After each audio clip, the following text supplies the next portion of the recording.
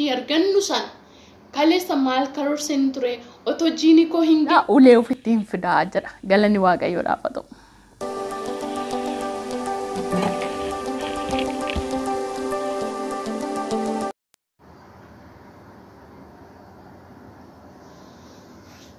Hi.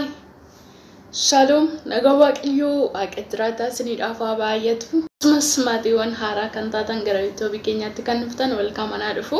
Akkasumas viidiyoowwan darbaa turan irratti nu jajjabeessaa like share gochaa kan turtanii fi yaadota garaagaraa nuuf qoodaa nu eebbisa kan turtan thank you baay'ee isin jaalannaa gooftaan isin haa eebbisu. Kanatti aansee gorsa dubartoota obboloota keenya shamarran biyya hambaa jirru akkatti fufetti jira jechuudha. Guyyaa har'aa kutaa lammaffaasaa qabadhee dhufeen jira. Welcome jenneerra. Baay'ee isin jaalannaa ammas YouTube keenya subscribe like share gochuun hin dagatiinaadha. Gooftaan koo isin haa eebbisu kanaaf kallattumaan gara gorsa keenyaatti hin darbin ammasi. Waaqayyo gooftaan galata guddaa argatu. Egaa yeroo darbetti akkuma yaadatamu jechuudha. Waa'ee dubartoota ogummaa qabanii irratti akka nuti dubbachaa turredha. Jaalala waan faana wal qabatee obboloonni keenya shamarran biyya hambaa jirru kallattii garaagaraa miidhama adda addaatu raawwachaa jiru. Isa kana akka itti hin fufneedhaaf immoo maal gochuu qabna kan jedhu dubbannee turre ogeessota ta'uun dirqama nurra jiraata innee dubbiin sagalee waaqayyoo ogeessota ta'aa jaanuun jedhuuf jennee turre jechuudha.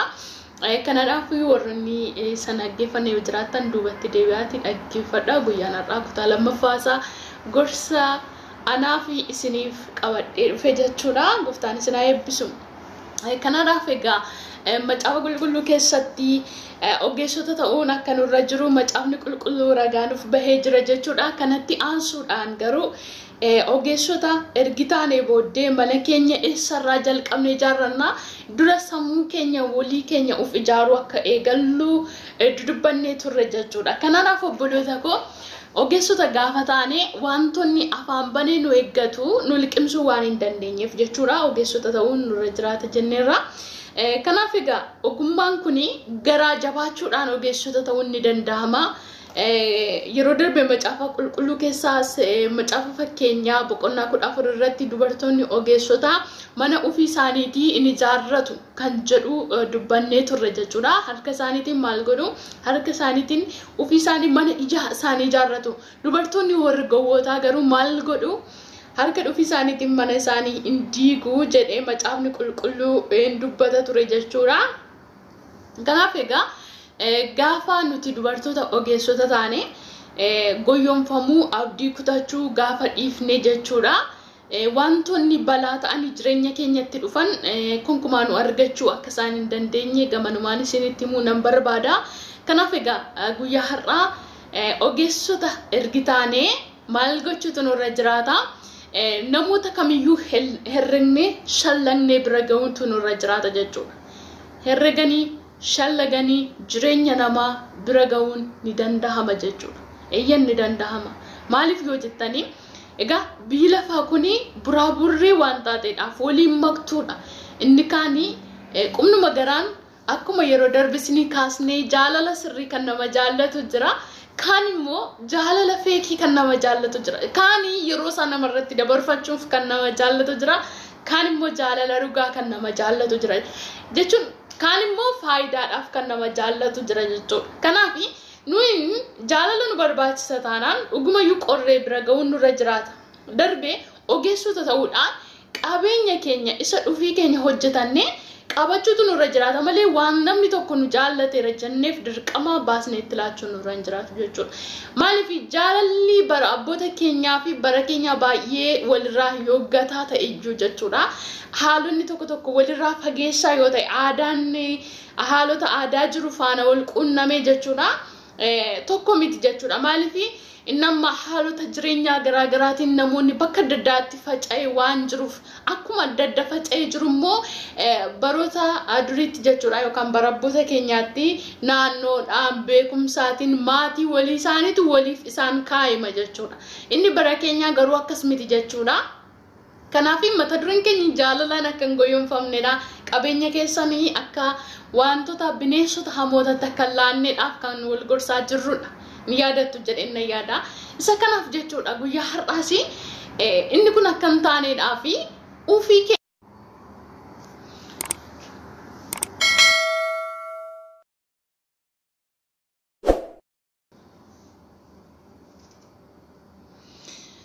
tolega kanaadhaa fi maal jennee inni kun akkatti fufneedhaa fi ergi wantoonni akkasii nu barbaachisu ta'ee jaalalli nu barbaachisa gaa'ela godhachuun nu barbaachisa jennee ergi murteessinee booddee ogummaadhaan fayyadamuun nurra jiraata jechuudha. Sababni isaa maaliifi akkuma isiniif kaasuudhaa yaade maatii yeroo maatiin keenya gaa'ela godhachaa turetti maatii walii isaaniitu isaaniif walii kaa'imaa ture. Inni kan keenya immoo akkasiin miti maaliifi karaa sooshaal miidiyaa namoota gaarii ta'an biras namoota hamaa ta'an biras oolla jechuudha. Inni kun immoo namootaan jechuudha namoota zim jedhanii yeroo isaanii namarratti dabarfachuu barbaadan gidduullee ni oolla.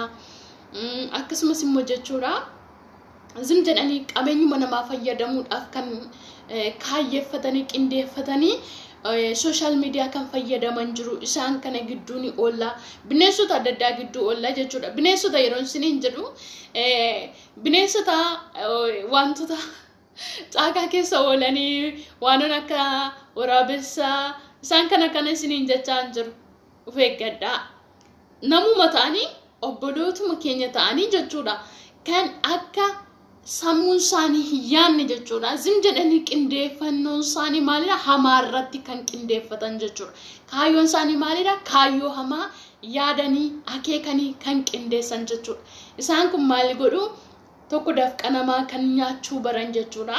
Lammaffaa immoo zim jedhanii yeroo namaa ofii isaanis maaliif akka uumaman tafexiroo isaanii ijaa hin beekneef jechuudha.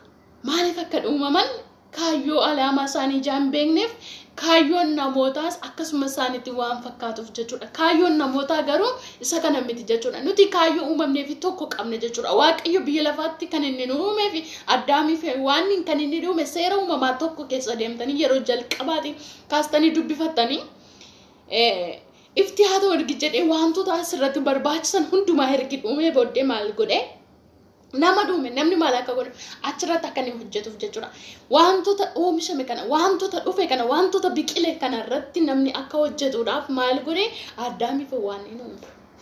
Kanaaf namni hundumtuu maalidha? Kaayyoo uumamee fi qaba jechuudha. Kaayyoo uumamnee fi qabna jechuudha. Kaayyoo keenya sana dagachuun qabna. Nuti kaayyoo qabnaaf akkuma viidiyoo yeroo darbe irratti isiniin jedhe kaayyoo waan qabnuudhaaf gara biyya hambaa dhufne. Akkasuma immoo warri kaayyoo hin qabnes ta'e warri kaayyoo qaban unu gidduu jiru.